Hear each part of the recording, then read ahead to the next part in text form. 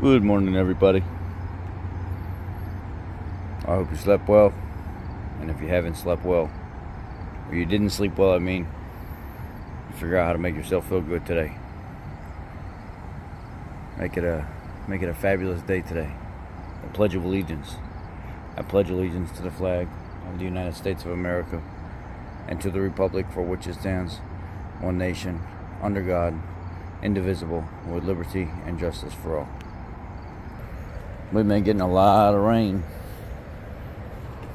The lawn is looking pretty healthy. Good morning, girl.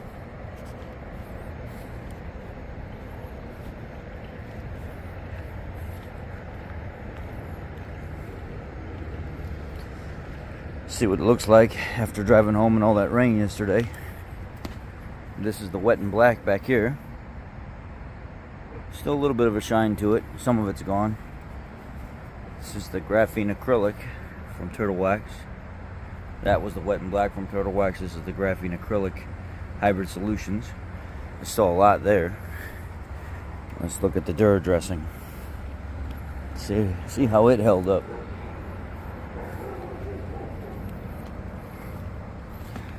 Looks like we just put it on there. The Dura dressing is pretty amazing. Look at that. Alright, so this here's the 02 Jaguar. Am I saying it right? I don't know what the hell is van something or whatever. I don't know.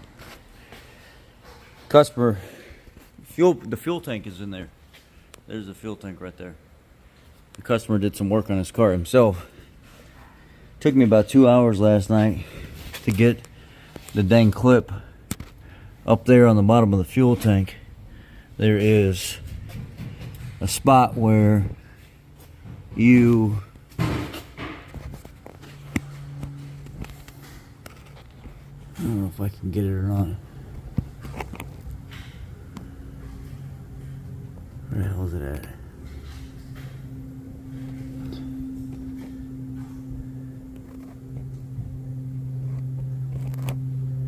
Is that it right there?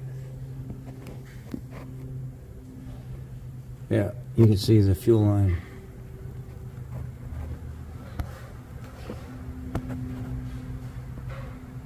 See that fuel line hanging out right there? And then right on the other side of it, there's one that's plugged into the tank. Well, those are quick connects that are built into the tank. So after you install the fuel tank and stuff back in there and put a fuel pump and everything in there, you take those lines, you snap them back into the bottom of the tank. Well, one of them they shoved in the tank and they broke all the teeth off of the clip. And this was just jammed up in there. Took me about 2 hours last night of jamming my arms up inside the small holes. My arms are all damn red and chafed and stuff. I got skin missing from my fingers and everything where I'm jamming my hands up in there. Nobody else could get it out of there. So I said, just move out of my way, I'll do it myself. So I stayed late last night. I was here until almost 7:30.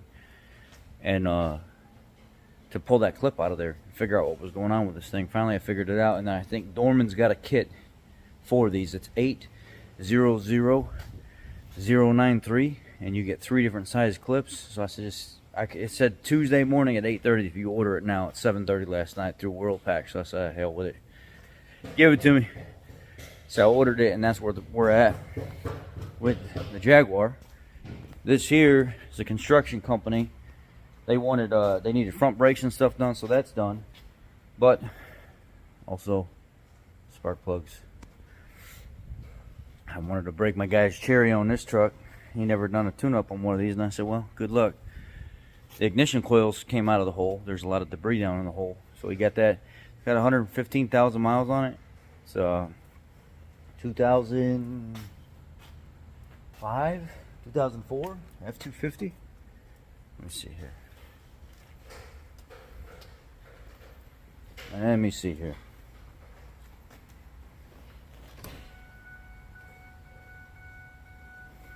09 of 04, so probably be 05. F250. It's a rot box. Good truck though. It had a cylinder 3 misfire for our ignition coil circuit. The pin fitment for the ignition coil wasn't very good, so I fixed that. That misfire went away, but it's still kind of sluggish under load. Need to tune up pretty bad, so we ended up getting that in here. I got to do some maintenance to the Dodge today. After 2.5 years, the AutoZone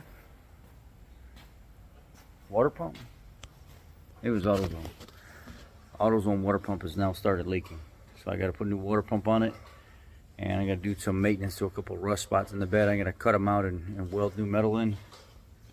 Where are we at here? The Nissan.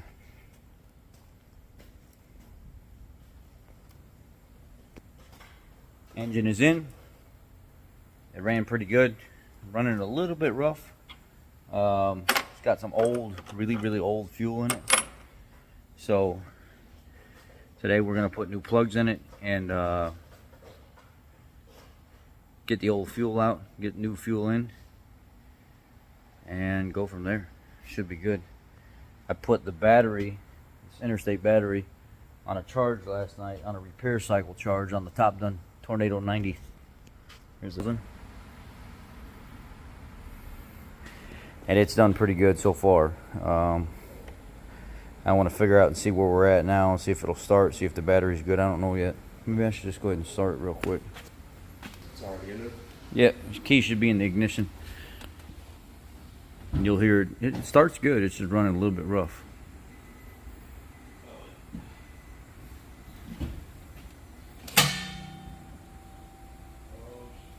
No, you're good. Hit it again. Don't just hold it forward. When you hear that, you let go. You don't hold it. Oh, hold on. Try it. Nothing? Oh. Try it.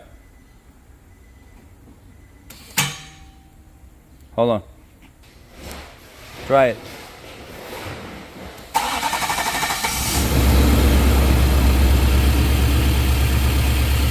Engine sounds good, but it's a little rough.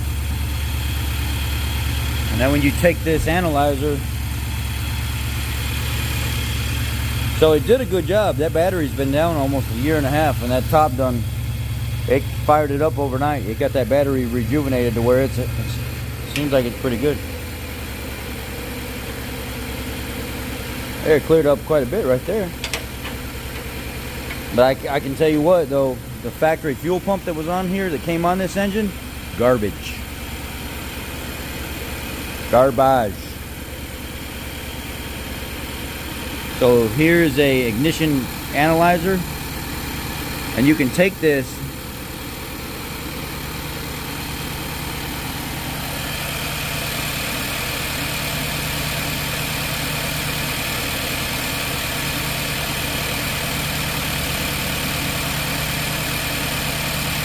touch it right to the top of your ignition coils. Yeah, I'll show you. So this one here, we'll compare them.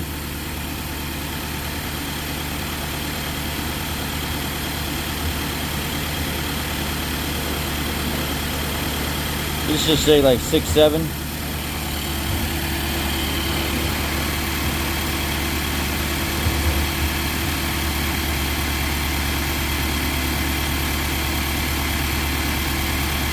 Say same almost.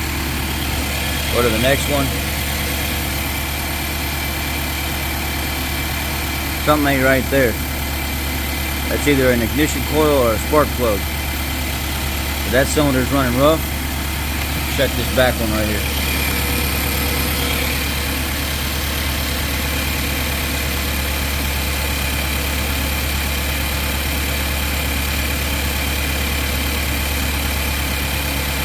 Same thing with that one as well. That cylinder's running a little rough.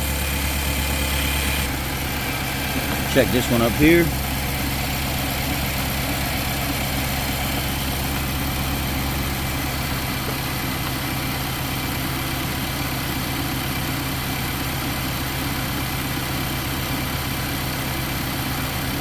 That cylinder's pretty good. Check the next one.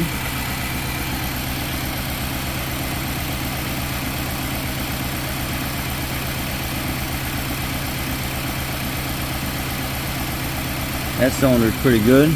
Go to the next one.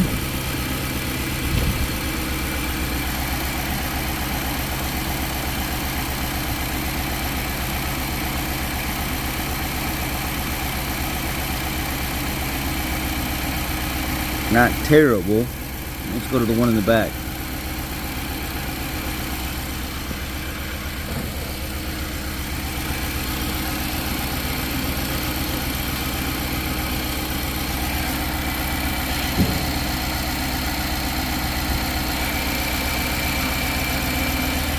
Alright, so the one in the back is good too.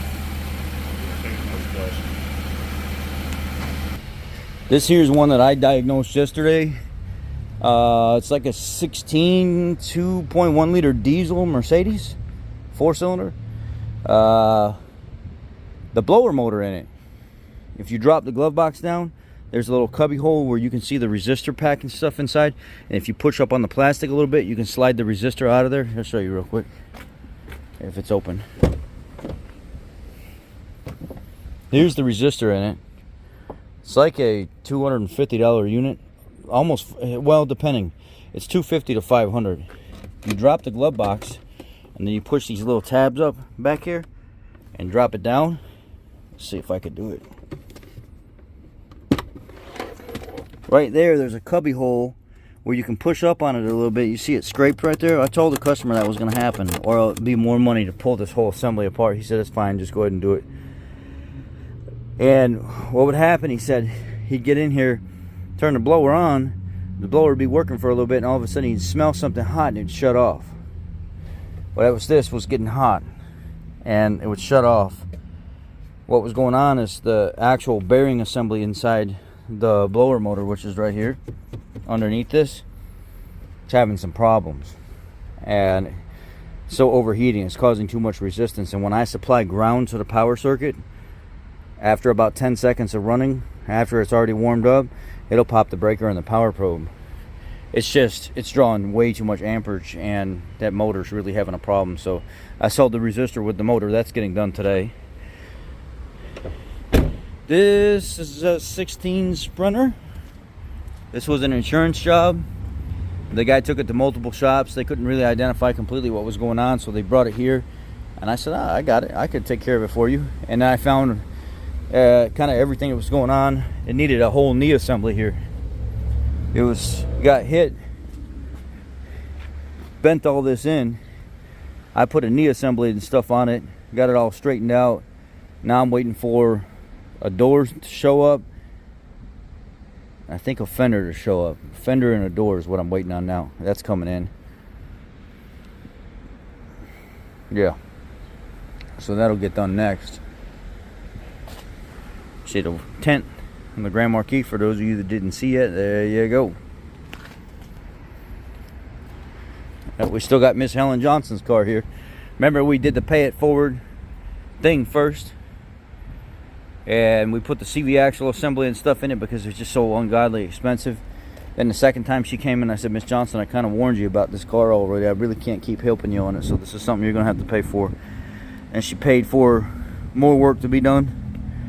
And now she's come back a third time, and this right front shock here is leaking. And I took the wheel and everything off of it and showed her the whole can underneath the shock is all gouged and stuff like that. I said, you need a tire on the front of it at least. I said, if it was me, I'd put all 4 new tires on it. They're all wore out. She didn't really like that too much, but it is what it is. $2,600 worth of work for 4 tires and 2 air spring shocks. This here 13528i. I got the engine in for it. We got to get started on this. The engine's junk. The 2.0 liter engines are kind of junk from what I understand. Called Eric up from I Do Cars, and he said, I won't stock them. You sell them, I don't know, 50,000, 40,000 miles later, they're coming back for a warranty again or something like that. It's not worth it. They're trash engines. So same thing the adjuster said that came out, looked at all this. Same exact thing. He said they're junk. These engines are going all the time, and people Show their maintenance receipts and everything, and they're still junk engines. So, as of right this second, I believe that's where we're at. I'm gonna walk over to the other side. This here, actually I remember with this one. This one, Land Rover, had an issue with